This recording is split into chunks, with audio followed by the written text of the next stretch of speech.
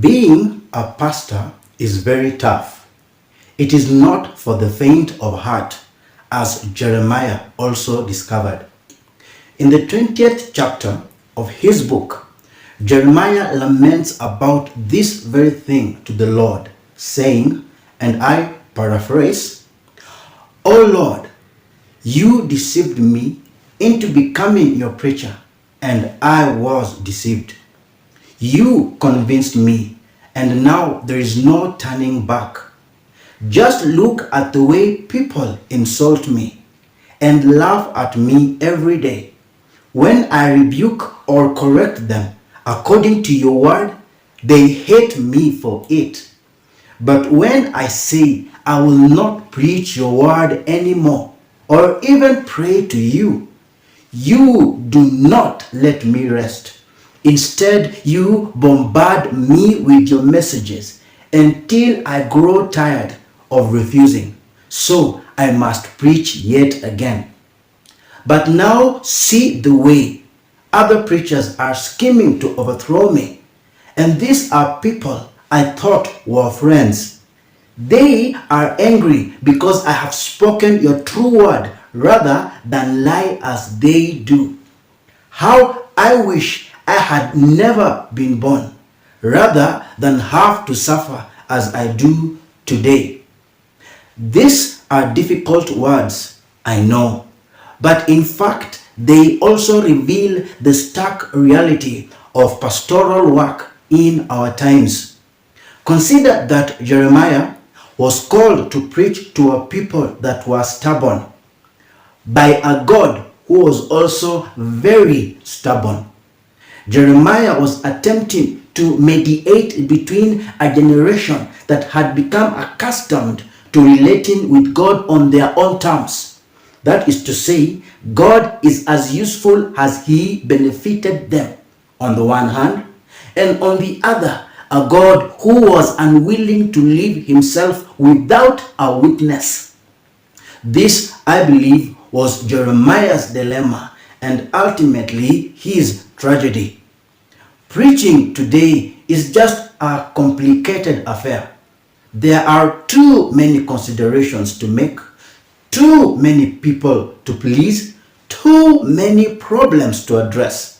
And the bottom line reality is that people want a word that is full of exceptions. Uncompromising pastors do not do well in such an environment.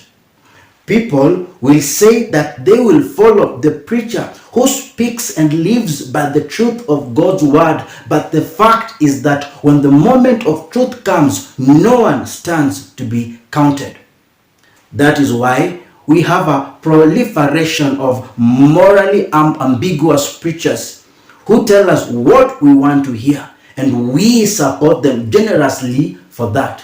Yet, God continues to send preachers who believe in and walk in the gospel of God's truth.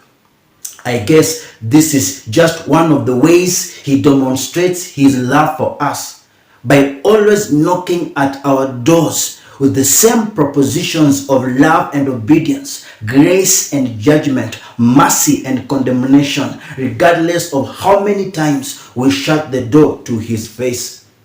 Because of the constant rejection, however, many pastors have tried to leave the ministry, but find that they cannot truly do so, even if they get a job out there, nor something not church related. Sooner or later, they gravitate back to preaching. They even do it for free because the calling is too powerful to utterly reject. However, one thing I love about Jeremiah's prayer is the hope he also expresses in it. He says, "But you, O Lord, are my mighty defender.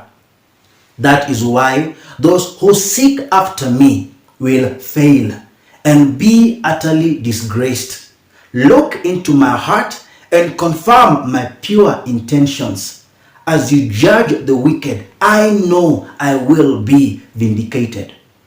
Brothers and sisters, the price that pastors like Jeremiah pay for ministry is great, More often than not, they are rejected and frustrated for preaching uncomfortable truths.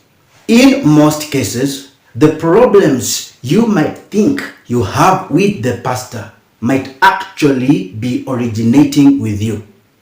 Unless the pastor has clearly transgressed some specific ethical code, I'd encourage you to examine yourself first.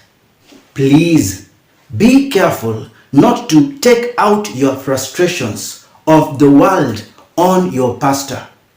You see, many people who look to blame God for something wrong in their lives or society will usually target his messengers, who are the pastors. Please don't bang the door to the only people who truly care for your well-being. Appreciate your pastor today. God bless you.